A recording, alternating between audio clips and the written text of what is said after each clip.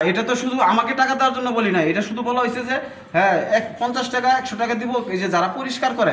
যে গত 22শে ফেব্রুয়ারি এমসি বাজার মোড় বিকাল 4 ঘটিকার সময় মোহাম্মদ জাহাঙ্গীর আলম পিন্টু সে তার মাথায় লাল কাপড় বেঁধে এবং হ্যান্ড মাইক নিয়ে বিভিন্ন বাজারে সে ঘোষণা দেয় যে তাকে প্রতি মাসে এবং সাপ্তাহিক তাকে চাঁদা দিতে হবে।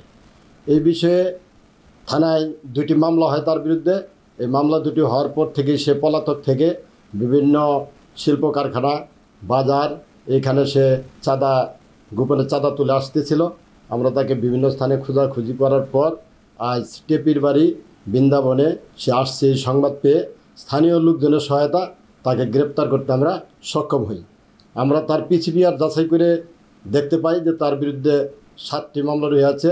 এই মামলাগুলির মধ্যে বিস্ফোরক দ্রব্য মামলা, চাঁদাবাজি মামলা, এই মামলাগুলি তার বিরুদ্ধে পেন্ডিং রয়েছে থানায়।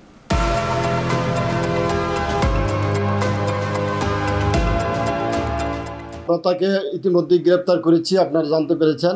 এখন তাকে আমরা জিজ্ঞাসাবাদ করব ওইখানে তার সাথে কারা কারা জড়িত এবং এই চাঁদাবাজির কে কে ভাগ নেয়, এই শীর্ষ সন্ত্রাসীর সহিত তাদেরকেও আমরা আইনের আওতায় নিয়ে আসবো। আপনারা তো ইতিমধ্যেই জানতে পেরেছেন যে আমরা আমাদের কার্যক্রম চলমান, যারাই যে অপরাধের সাথে জড়িত হোক না কেন আমরা তাদেরকে পর্যায়ক্রমে গ্রেপ্তার করে আইনে সুবদ্ধ করতেছি। এই কার্যক্রম অব্যাহত থাকবে। বাজারগুলি আমাদের অতিরিক্ত নজরদারি রয়েছে। শুধু আইন শৃঙ্খলাজনিত যে কারণ চাঁদাবাজি সহ কোনো অপরাধমূলক কাজকর্ম করে যাতে কোনো চাঁদাবাজি না করতে পারে, কোনো সন্ত্রাসী কার্যক্রম না চালাতে পারে, এই জন্য আমাদের দায়িত্ব চলমান রয়েছে। আমরা যেটা জানতে পারছি সেটা হলো সে যুবদলের একজন কর্মী ছিল বা সমর্থক।